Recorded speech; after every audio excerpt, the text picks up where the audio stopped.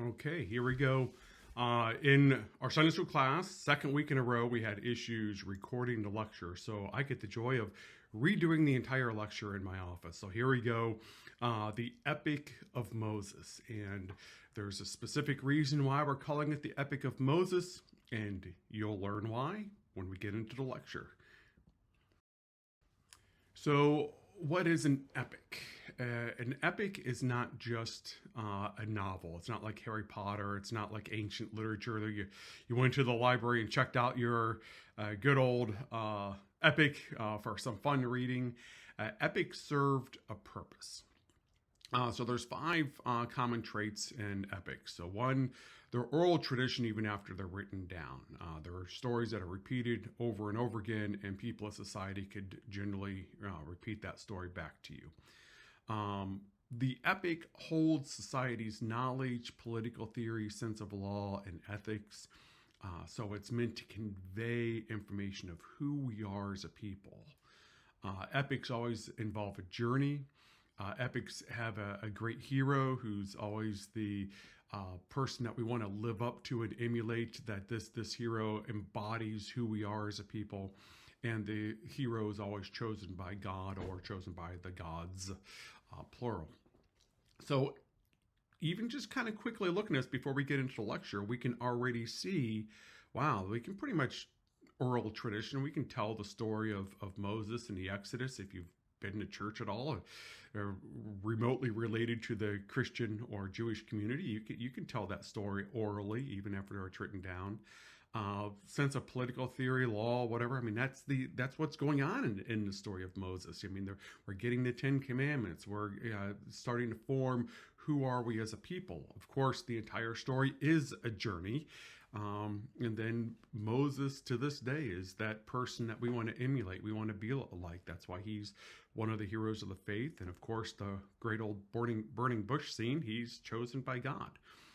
So there's a little hint into viewing Moses as an epic rather than a historical account of something that happened.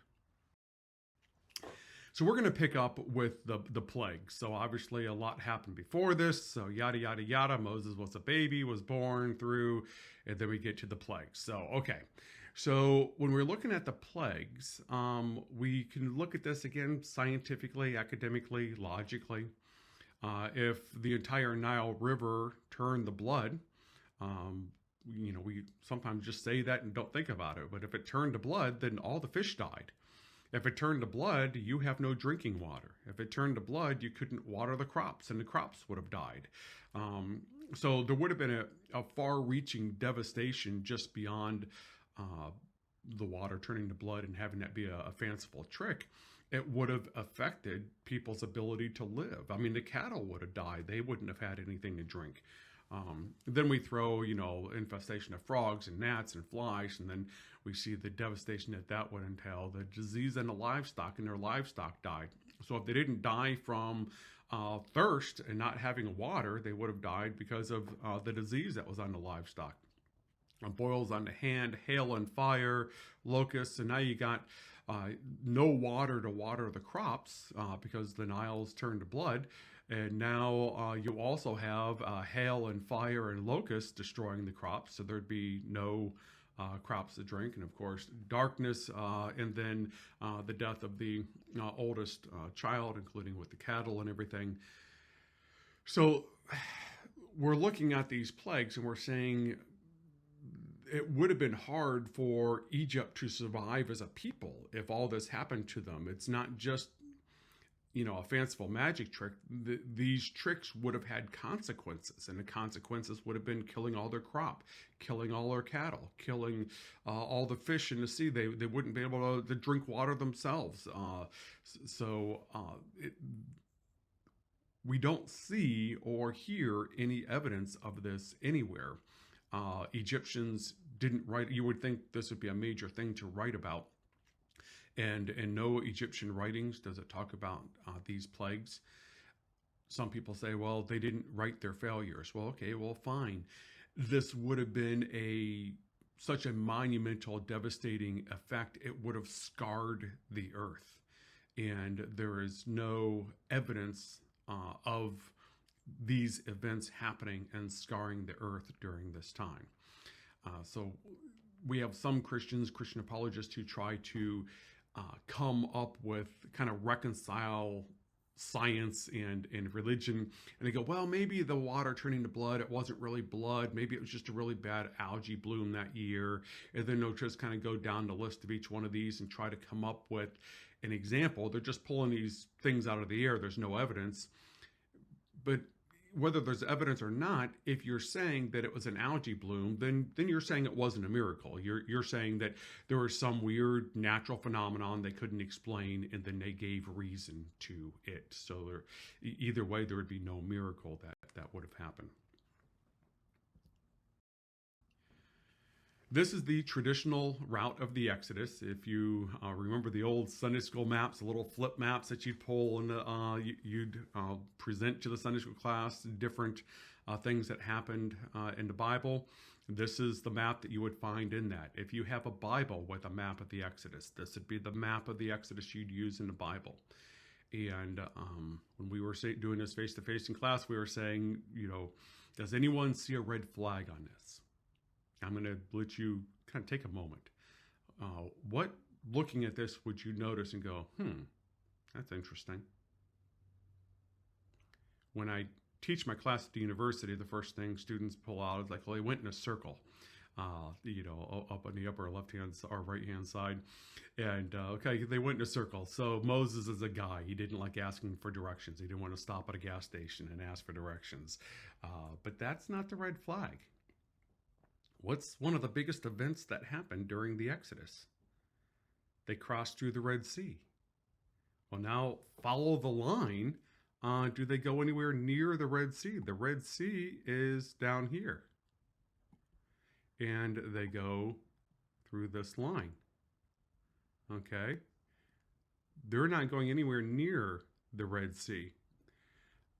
Even if you were to look at these two bodies of water here, they didn't cross those bodies of water. And even if they did, that's not the Red Sea. When you read it in the Hebrew, it's the Sea of Reeds. And the Sea of Reeds is understood to be a marshy land up here. So they went through a marshy land known as the Sea of Reeds, or the Reed Sea, not the Red Sea.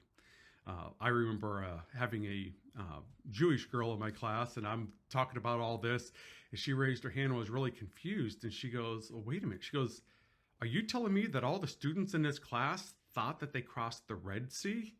And I just smiled and I said, yeah. I go, you're Jewish, right? And she goes, yeah. I go, you're reading this in the original Hebrew, right? And she goes, yeah. And she goes, I've never heard about the Red Sea, or I've never heard it connected with the story. It's the Sea of Reeds, and that's what the original thing is. But you tell a story, you embellish it, it becomes the Red Sea. But the original text would say Sea of Reeds. Now we're going to get to a timing here. So if you're looking at this and forming the timing using the biblical time scale that it kind of provides for us by looking at everything else that happened around it. The Exodus began in 1446 and ended in 1405. So this would be the dating of the Exodus. And this is important, so get this in your brain. From 1446 to 1405 is the traditional understanding of the timing of the Exodus. Well, we look at the Exodus here, and we can see that the Egyptian Empire controlled the entire region. Let's go ahead and look. See this V right here, the Sinai Peninsula? Oops. That's this area right here, the Sinai Peninsula. Okay. So the Hebrews wandered for 40 years in what is still Egypt. And then they came up around here and victoriously crossed the River Jordan into what is still Egypt, and has been Egypt for hundreds of years prior, and will be Egypt for hundreds of years in the future. So how did they wander through the wilderness in Egypt and victoriously cross the River Jordan into what is still Egypt? Uh, People often talk about biblical times. I'm sure you've heard people talk, well, in biblical times. There's no such thing as biblical times. Biblical time is time. Uh, Real time, historical time is time. And we can set the biblical narratives and their time frame, but then we can overlay it with real time and real events. And the Exodus is said to have happened during a time when the Egyptian Empire controlled the entire Sinai Peninsula and Israel. So we also have in the Bible where it says that all of the chariots, all of the horses, and all of the soldiers died. Well, we just said that the Egyptian Empire lasted for another couple hundred years. How did it last for a couple hundred years when all of their chariots, all of their horses, and all of their soldiers died? Another small red flag. So it says in the Bible, Exodus 12:37, the Israelites left Ramses, yada, yada, yada. The main point we want to get to here is 600,000 men on foot.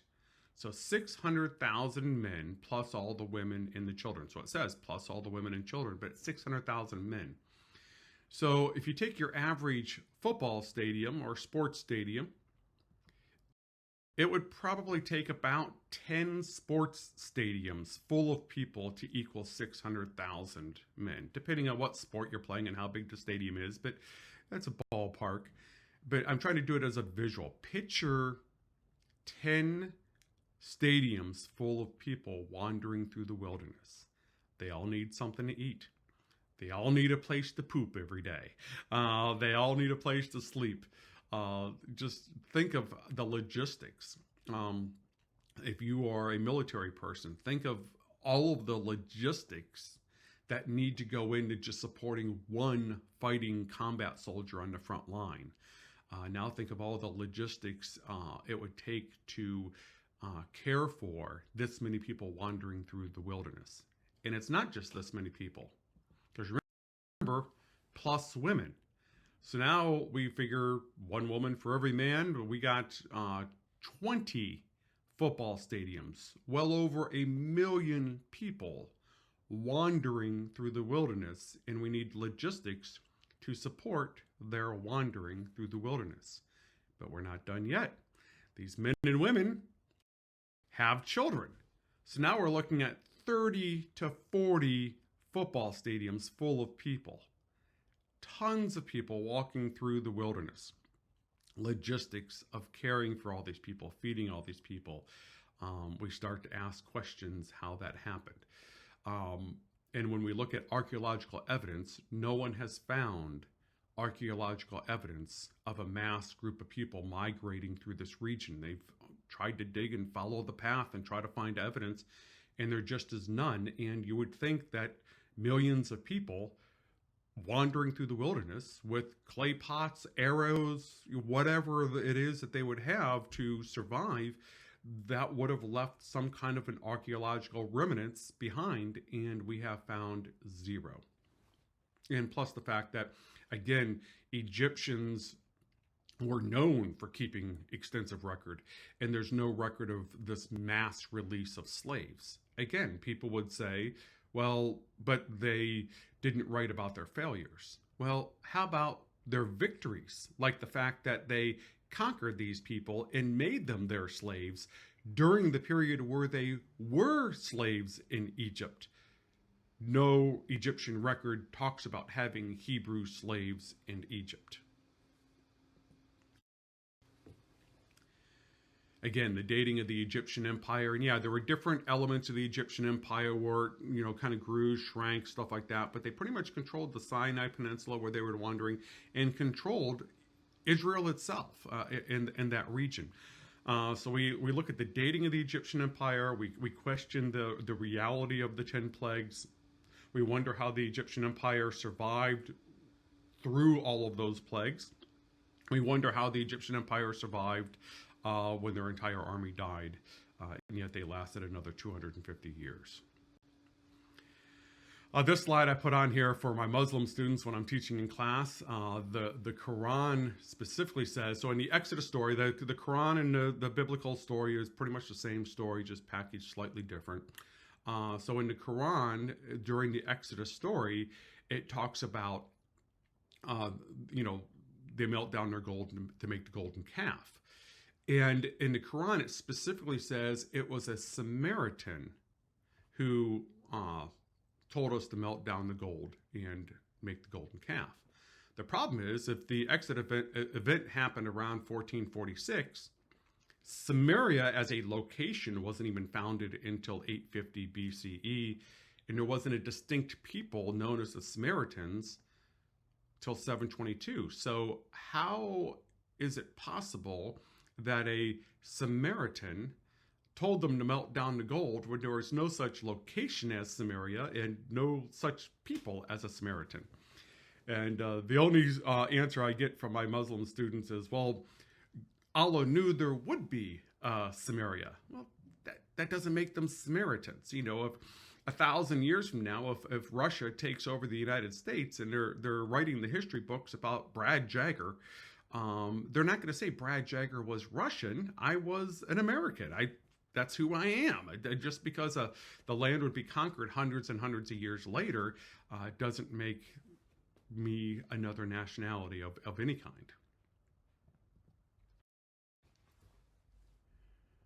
So here's another story. So I'm going to read this through. So we have one of the core myths in ancient Egypt concerns the gods Seth, Osiris, Isis, and Horus. Seth and Osiris were brother deities, the former representing evil and chaos, the latter representing good and fertility. The battle between the two resulted in the death of Osiris, but before he died, he had impregnated his wife, Isis, goddess. It's kind of behind my head, so I don't know exactly the wording it says, but a beauty. Isis, in turn, gave birth to Horus, the falcon-headed god of kingship. When Seth learned that his brother, I'm sorry, I missed that last one, Osiris, as I said Horus, brother's offspring had been born, he sought to kill the baby horse. I'm getting this all messed up here, but you guys got the thing. So he sought to kill his baby horse. Isis prepared a basket of reeds to hide him in the marshland of the Nile Delta, where she suckled him and protected him along with the watchful eye of his sister. So this is what the story of Seth and Osiris is.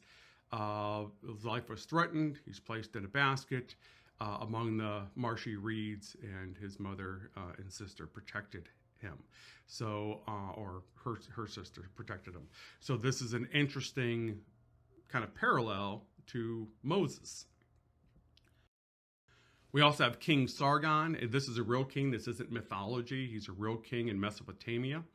Now also picture the Egyptians or the Hebrews see themselves as coming from Egypt, but the Hebrews are also writing this story in Mesopotamia around the time of the Babylonian exile. So we have this connection of where it was written and the location of where the scene was set with Moses. So in King Sargon, we have this poem.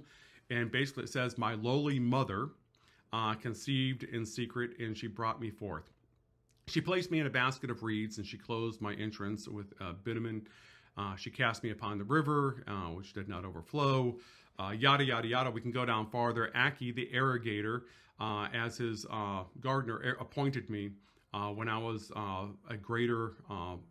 when I was a gardener, the goddess Ishtar loved me. The line before that, I meant the Aki, the irrigator, as his own son brought me up. So we have this lowly person, whether she was a slave or just a commoner or however you want to interpret lowly mother, placed King Sargon in a basket, places him amongst the reeds to protect him, and then he was found by someone else who raised him as their own. Are any of these events historically fact, or is this typical storytelling framework that you talk about someone who is great and kind of explaining their childbirth, and then you maybe when you're writing about your great person, whoever that may be, say Moses, you're pulling on common motifs that are used in other storytelling techniques that have been used in different cultures for hundreds of years prior to you writing your story. We also have the Decalogue, fancy word for the Ten Commandments. So we're not going to get into the details like I do in my class, but just giving you an idea of a reminder that epics, kind of instill a sense of law, and they receive the law on stone tablets during the Exodus. Also, kind of within this time frame, it's a couple hundred years off, but when the grand scale of time, we're in the ballpark. We have the Code of Hammurabi. This is the first written law written in stone, literally chiseled in stone. Before then, we didn't have laws written down. It was just whatever mood the king was in that day is how he, made judgment on things. But now, for the first time in history with the Code of Hammurabi, we have laws written in stone. People know what is wrong, what is right, and what the penalty is for doing that wrong. The example would be in modern day, you're trying to rush your pregnant wife to the hospital. There's a red light, but you're trying to get there. There's no one else around. The law says don't run the red light, but you need to get her to the hospital. So you don't know. You're thinking in your own brain the moral consequences. Is it right or wrong to run the red light in this situation? So sometimes within laws, we don't know what's right or wrong. It's a question. But now when they're written in stone, we know what is right and what is wrong, and we know what the consequences will be for whatever is right and whatever is wrong. Now we look at this and compared to the event of the Exodus, where we received the Ten Commandments. It's just a few hundred years off. It's not an exact replica. It's not, I'm not saying the Code of Hammurabi is the same as this. However, the Code of Hammurabi has some similarities, like the Code of Hammurabi has an eye for an eye, a tooth for a tooth, but it's not the same laws. But the point is, around this time in the history of humankind, we're beginning to see peoples writing their laws in stone for the first time. Started with the Code of Hammurabi, and then it started catching on, and other tribes, other cultures started to emulate that practice of writing the laws in stone. And we see around this time the Hebrew people writing a narrative of them writing their laws in stone. Now we have an Egyptian pharaoh around the time of the Exodus. Actually, this is slightly after the Exodus, but again, in the ballpark of the grand scope of time, near the Exodus time. Akhenaten is a pharaoh who tried to move Egypt away from a polytheism to a monotheism. Aten is the god that they were trying to follow, and you can see Aten in his name. So of course he's proclaiming Aten to be the sole deity, and Akhenaten speaks for that sole deity. It's a sun god, and the image of Aten only represents the god, but what that god transcends creation, and so could be fully understood or represented. So just little details on them. But they're following the god Aten. Now, the move to following one god is a power grab. So when you're trying to when you have multiple gods, you have multiple answers to your question. I'm going to go to this god, or I'm going to go to that god, or this god. But if you harness all of the gods into just one god, and the pharaoh, Akhenaten, it's in the name, the one person speaks for that one god, that gives that one person a great deal of power. That one person harnesses all the gods because they've been harnessed into one, and I speak for that one god. Think of the Pope. Think of the minister in many churches who view their minister in that way, where he's speaking for God. And I say he because in those churches, it's probably often a he preacher. Um, it's kind of a power grab, and all monotheism can be traced as a power grab. The other thing that's interesting here is Psalms 104 is the hymn to Aten. I actually accidentally confused the labeling by accident. The Psalm 104 should be on the right and hymn to Aten should be on the left. But even though that was an accident, that just plays into the point all that much more, is they're interchangeable. The hymn to Aten was written hundreds of years before Psalms 104 was written. And then you have Psalms 104 basically doing nothing more than changing the name of Aten to Yahweh, the one monotheistic God we are claiming to follow. And then we go to the next one, and all the colors are just kind of to separate so you can see each piece and how they connect and sound the same. Moses actually means son. I know that we kind of interpret it differently in our religion, but it's an Egyptian word, and the Egyptian word means son. And so Thoth or Tut is an Egyptian god, and so Tutmos is the son of Thoth. And so there is this Pharaoh, Tutmos, who basically is where we get the name Moses. And Tutmos, ironically, coincidentally, is born of a slave woman who was then raised by the Pharaoh. But his slave woman mother got to raise him as his servant, his caregiver. But it was really the Pharaoh's child now, even though she gave birth to him. Again, pretty familiar to Moses' story. Now we look at the timeline of actual history, and we see the Code of Hammurabi. We see the Pharaoh named Moses, who was born of a slave woman but raised by the Pharaoh. We see the Pharaoh Akhenaten, who was trying to shift everything to a monotheism. And now slip in there the Epic of Moses. And the Epic of Moses is written during the time of the Babylonian exile, which we'll get to in the next slide. But they're looking back a millennium and seeing different motifs as they are creating their character of their epic story. So as they create their character of their epic story, they're pulling on things from Akhenaten, and we're going to shift from this polytheism to a monotheism. We're going to use themes of the birth narrative of Moses. We're going to use, this is where we get our written laws from. So in an epic, we're getting our sense and identity of laws, and there's some little homage to the Code of Hammurabi here.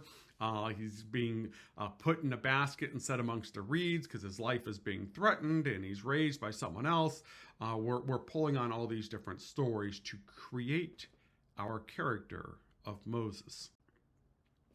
So we look at the timeline here. We looked at this timeline in a previous lecture, and we can see that during the Babylonian exile, so Babylonian exile, I'm just kind of putting a yellow line down through here to kind of give you a general idea. Some of the scriptures written a little before, some's written a little after, some's written during the Babylonian exile, and we're looking backwards. We talked about this slide when we were talking about polytheism and when and how did we become monotheistic and how did that evolution come. But we can see that we're looking backwards to write about King David. We're looking backwards to write about Moses. We're looking backwards to write about Abraham. Without Wikipedia or any smartphones to be able to look up data or facts, we just have the stories of the culture and what we know as we create this character. So they're creating this story about Moses a millennium earlier. And as they're creating this story about Moses that happened a millennium earlier, or at least setting the scene, they don't have full understanding of the historical fact because they don't really understand that the Egyptian Empire is controlling that entire area and various components there. So they're just creating a narrative to say who we are as a people. Because remember, during this time in the Babylonian exile, they are removed from the homeland. Their temples destroyed, and the people leaving exile are not the people who came in, because they're in there for a generation. So they're leaving the exile. They're trying to find out, who are we as a people? So as they're trying to figure out who we are as a people, they develop an epic story that is the epic story for their people. And their epic story has a character who's chosen by God, Moses. And they're pulling that name from the past, but not historically accurate to the Moses they have, but it's a name in the past. They're pulling all these ideas from various sources, but they are creating an identity of who we are. They're not telling historic fact. They're telling, who are we right now as a people, and let's regain our identity as we hope to go back to Israel and create a place with our founded identity.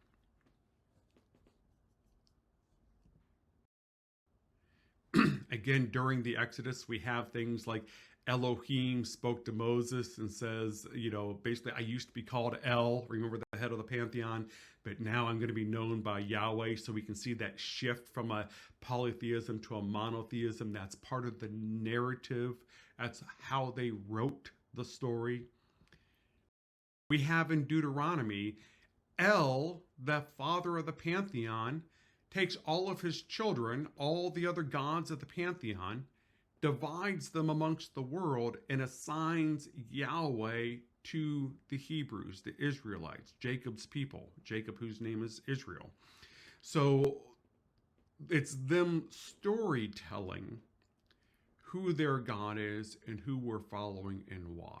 I know we used to be a polytheism. I know they're not quite saying it in that way, but they're trying to acknowledge it and make that shift. We were a polytheism. We were worshiping El as the head pantheon, and we're making the shift. We're doing storytelling to make that shift.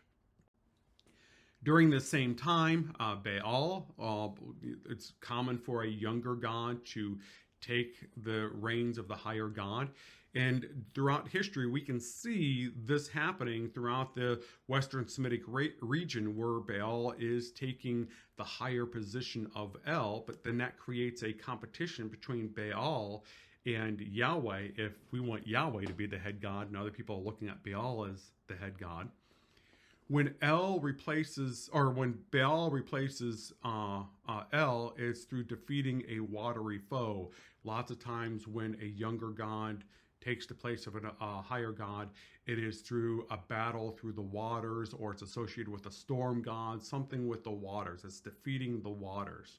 Well, what happens in the story? They're in Egypt, and they're still in their polytheism phase.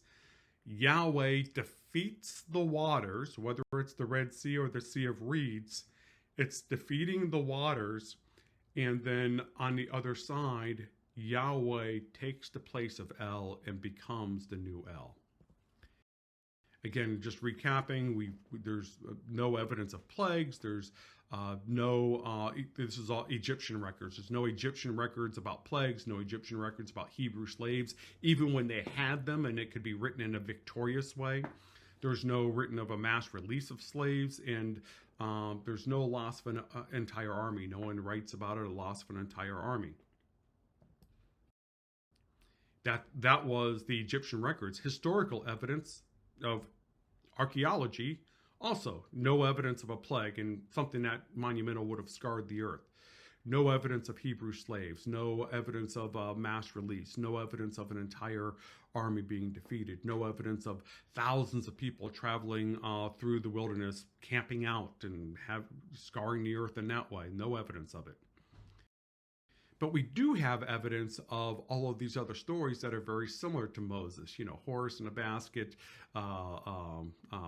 We have a baby slave raised by the Pharaoh, yada, yada, yada. We've been through all this already, but you kind of see that this is a composite story of all these other themes.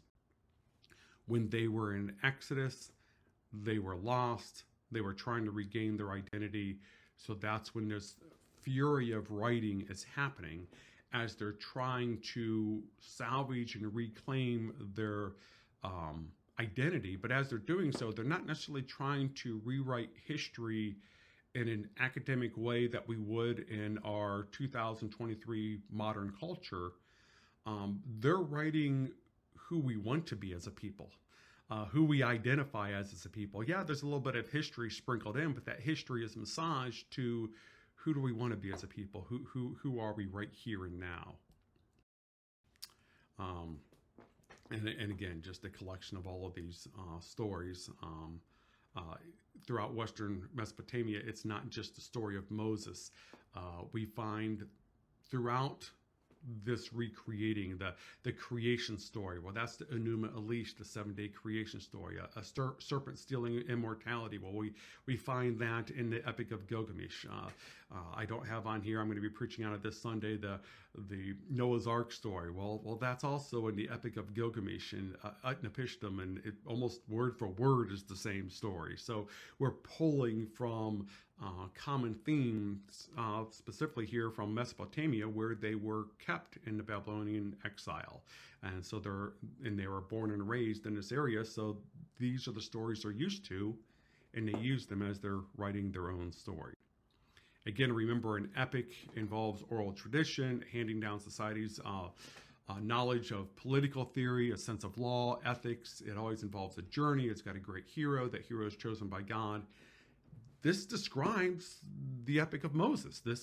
It's very clear that the Moses story is an epic tale, and when it was written, how it was written, why it was written, looking at the themes within the writing itself. It was not written to be historic fact. It was written to be an epic to communicate to a people our identity. So the Exodus did not happen. What happened? We kind of talked about this in the last Sunday school class. There were a Western Semitic people in this region. And then as time goes on, the numbers of these people grow, they start to divide off, and they start forming their little tribes.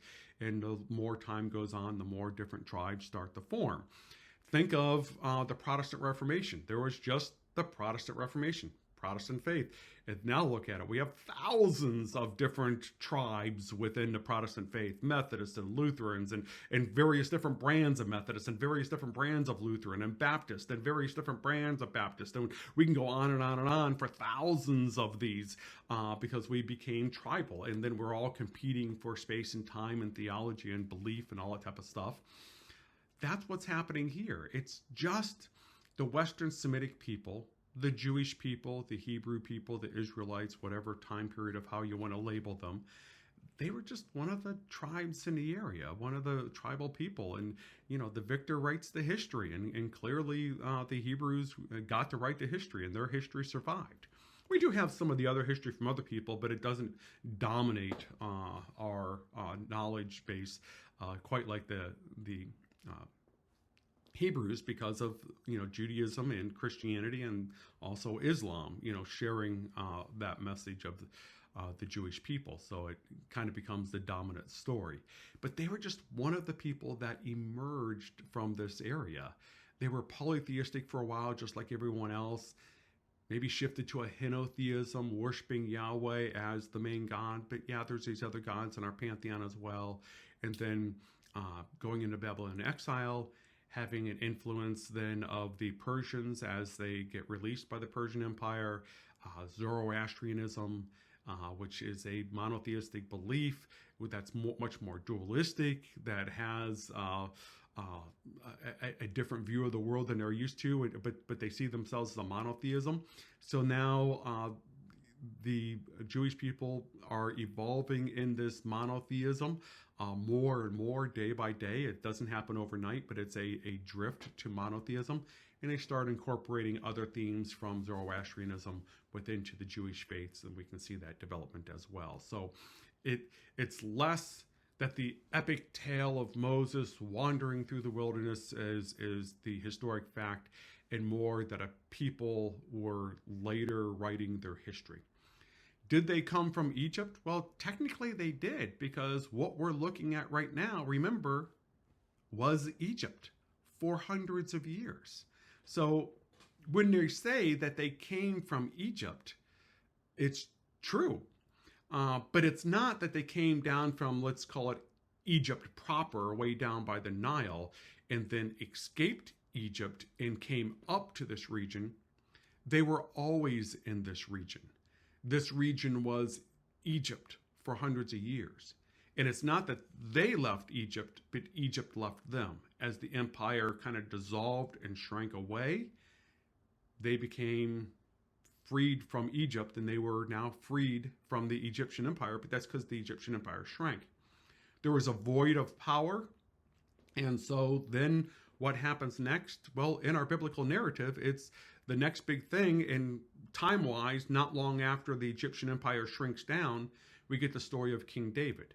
So if you have all these tribal people, and someone is a great warrior, great leader, great king, and starts defeating some of these tribes and unifying some of these kingdoms into a greater kingdom, like the Israelite kingdom or something like that, Judea, however you want to look at that, that we have the story. Was King David a real person? Well, that's a story for another time. How much of it is real? How much of it is legend? But there was probably a person who was great, who unified the area and made a great kingdom during this time. And it just makes sense. The Egyptian empire shrinks away. There's all these small tribal people. It was right for someone to step up and maybe conquer some neighbors and create a big kingdom. But it's more in that historic base than the storytelling that we get in the Bible. But remember, the storytelling, it's not that it's bad, that it's right or wrong, or historically accurate or not historically accurate. It's written to tell who we are as a people. The other thing to remember is these stories evolved. All epics evolve.